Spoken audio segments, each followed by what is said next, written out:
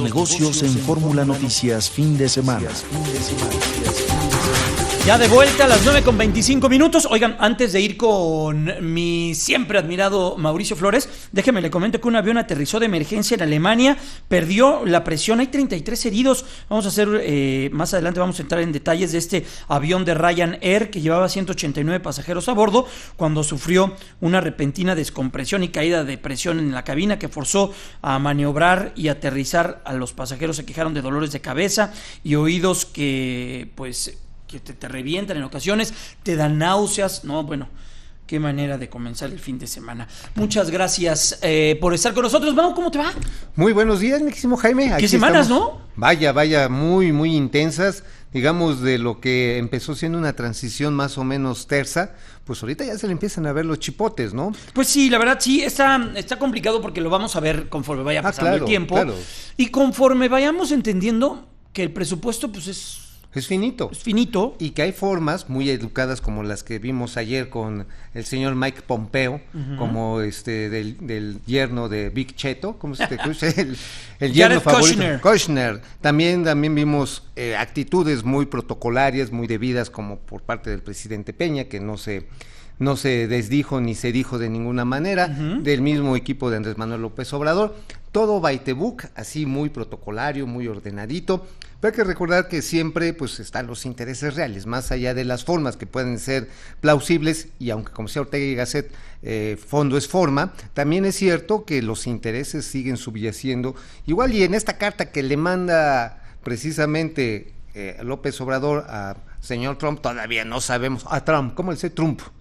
Al señor Trump le manda, no sabemos su contenido, pero seguramente habla de mantener un proceso de integración, de mantener abiertas las fronteras, el trato digno a los migrantes, pero los Estados Unidos, los estadounidenses, los votantes y el propio gobierno de Trump tienen su propia agenda. Eso no podemos olvidarlo, y parte estratégica de esta agenda en el Tratado de Libre Comercio es acuerdos bilaterales, ya no trilaterales. Dentro de la agenda Trump no ha dejado dudas al respecto. Lo que pretenden es tener, así simple y sencillamente, mi queridísimo Jaime, lo que están pretendiendo tener son acuerdos bilaterales con Canadá, con México, deshacer el pacto trilateral, porque estos, de acuerdo a la óptica, yo creo que bastante torcida que tienen ellos de su mercado interno, es mucho más fácil acordar con países por separado que entrar a una negociación. Pero le quitas la fortaleza.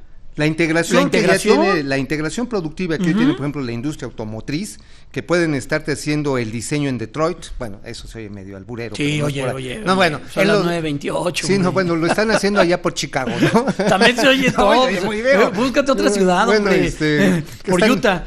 No, tampoco. En Arkansas. Bueno, ándale. En Arkansas, ya, para no meternos en broncas, ¿no?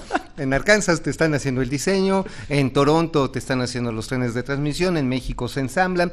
Un automóvil trilateral, hay que recordar que todas sus partes, todos los que lo integran, tienen hasta 50 cruces fronterizos. Imagínate. Y esto es por la integración eficiente que se ha logrado también de los sistemas logísticos. Y si lo quitas, obviamente lo que vas a generar son incrementos de precios de los vehículos de la región. Y esto, ay, mi queridísimo Jaime, ese es uno de los problemas que vamos a ver si realmente en este nuevo ánimo que tiene el gobierno mexicano, el próximo gobierno mexicano, pues empata con los intereses de los Estados Unidos. Claro. Ese es el problema, más allá de la parte diplomática. Oye, Mau, ahora ayúdanos a entender, y espero que nos tengas respuesta, porque ¿por qué el dólar está ahorita comportándose como se está comportando? Sí les tengo respuestas. ¿Por qué? Y les tengo respuestas muy claras. ¿Y esto es a largo plazo? ¿O? No. Porque luego hay gente que, ay, mira, el dólar está barato, vamos a refugiarnos en él. Es una apuesta bien arriesgada. Ah, claro, mira, quien no sepa y no sea profesional del casque, ahorita que ni se meta esperando de que vaya a rebotar. De hecho, hay dos elementos que van a estar cuando menos en los próximos 2 meses manteniendo una paridad de este tipo. Evidentemente, o sea, de aquí a agosto, finales de agosto. Finales de agosto, septiembre. Mira, ciertamente el tema del ambiente político mexicano sí despresurizó muchas expectativas negativas. Sin embargo, los subyacentes siguen existiendo. Las subyacentes me refiero a lo que está en la tierra, lo que está realmente moviéndose. Ahí les van los datos. México tiene una correlación del peso frente al dólar del 85%. El dólar se está fortaleciendo a nivel mundial precisamente por las políticas proteccionistas y la alza de las tasas de interés en los Estados Unidos. Se está fortaleciendo, y cuando se fortalece el dólar, se debilita el peso de manera inmediata. Pero ¿por qué no se ha debilitado tanto el peso? Más bien, uno, precios del petróleo que van al alza, Que hay que está recordar, casi ya rayando los $70 por barril. pero hay que recordar que Trump ya le mandó la señal a López y López dijo, órale vas, le dijo, no, ya bájale a tus precios, calmado, corta la producción porque me puedes meter en un problema de crecimiento y ahí vienen de regreso los la precios. guerra comercial Estados Unidos-China. Ajá. Y son velas en las que nosotros simplemente... Ahí nada más estamos como el chinito, nada más milando porque no tenemos vela en ese entierro, no nos toca, punto. En la guerra comercial...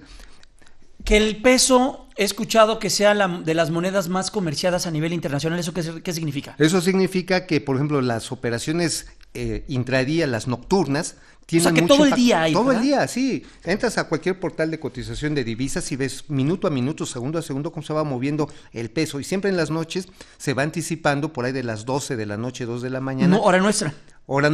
Se empiezan a anticipar los movimientos de los mercados asiáticos. Y entonces empiezas a ver cómo va a empezar el tipo de cambio en la mañana, presionado o relajado.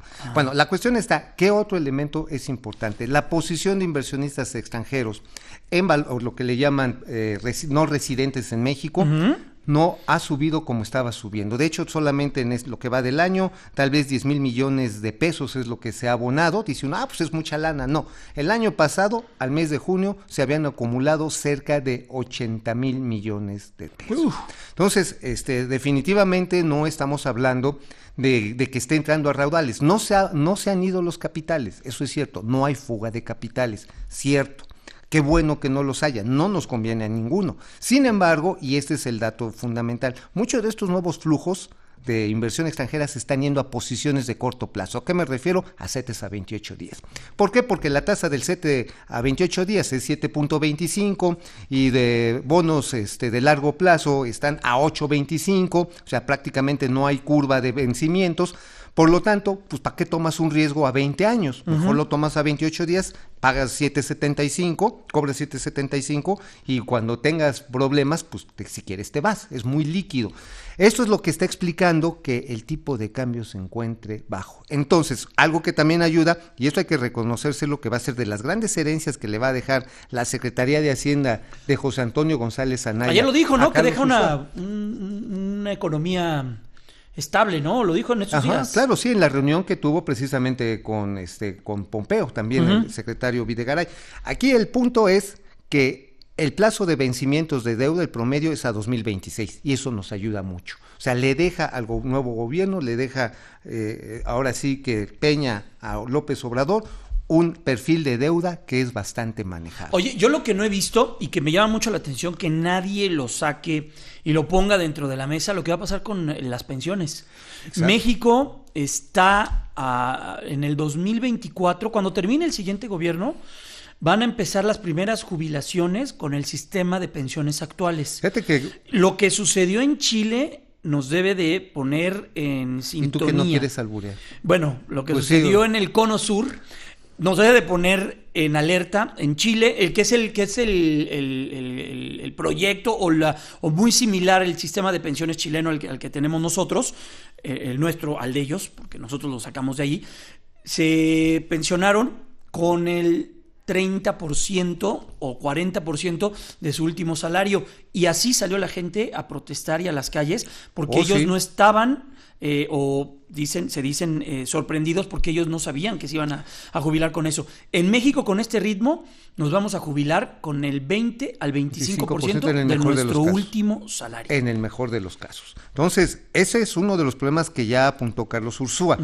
El problema, por ejemplo, de las pensiones del sector público explican en buena parte el crecimiento que hubo de la deuda, 32% del crecimiento de deuda que hubo en este gobierno. ¿Por qué? Porque las pensiones de la Comisión Federal de Electricidad y de Pemex fueron absorbidas como parte de las universidades. Y de las universidades fueron retomadas, fueron rescatadas para garantizar un crecimiento en términos reales, y esto, ¡pum!, le pegó a la deuda. Finalmente es deuda, y bueno, no es deuda con la banca internacional o los grandes agiotistas, no, es deuda con los trabajadores del Estado, y nada más una parte de los trabajadores del Estado. Exacto. Entonces, todos los demás que no trabajamos en el Estado, sino trabajamos por nuestra cuenta o en empresas, y tenemos el sistema de ahorro para el retiro, evidentemente, llegando a la edad de jubilación, no alcanza. Se requiere una reforma mucho más profunda, pero además sistemas de ahorro voluntario y también, pues yo diría hasta de ahorro obligatorio, que permitan cuando menos una jubilación del 50%. ¿Esto qué significa? Que las Afores le van a tener que bajar sus tasitas de interés y que le van a sus comisiones. Se necesita un punto fundamental que ya lo decía el Consejo Coordinador Empresarial, ojalá que lo escuche López Obrador, decían, hay que quitar la carga fiscal, reducirla de manera radical al ahorro voluntario, porque hoy el ahorro voluntario tienes un límite hasta de 80,000 pesos al año y de ahí en fuera tienes que pagar ISR. Pero bueno, mucho ya, bla, bla, bla. ¿Hay alguna interplatanaria intergaláctica? Sí, interplatanaria. ¿Digna de las 9:36? Digna de las 9:36. A ver, dinos. La semana que viene se reúnen el equipo de transición, es decir, la gente de López Obrador con la de Peña, para analizar el aeropuerto internacional. Se reunieron desde ayer, hubo los primeros reuniones desde ayer. Ajá, pero ¿ya sabes para qué se van a reunir? Sí. A ver. Para ver la posibilidad de que un grupo aeroportuario también pueda tomar las riendas de este nuevo aeropuerto. Te digo cuál es la interplatanaria intergaláctica. ¿Cuál? Que no puede ser ningún grupo mexicano. ¿Por qué? Porque lo que establece la ley de competencia económica no lo permite. Pero ya hay pláticas entre Azur, OMA y Grupo GAP, incluyendo las propias aerolíneas. La Comisión Federal de Competencia no lo permitiría. ¡Pum! Yo ayer que escribí de eso en mi columna. Entonces, ¿por qué? Porque tendrían poder monopólico. Oh, Dios mío. Dios. ¿Y entonces tendría que venir alguien del extranjero? Esa es la pregunta. Vamos a dejar la principal infraestructura de transporte de este país en manos de un operador extranjero. Oh, sí, esa es la interplatanaria intergaláctica, ahora sí señores. Frío este hombre. Entonces, bueno, muchas gracias, Mau. Eso se tiene que discutir. Hay que discutirlo. Muchas gracias, Mauricio Flores. Gracias que estés muy bien. Muy buenos días. Jaime, buen día. Gracias. Vamos a ir a una pausa comercial. Ya volvemos.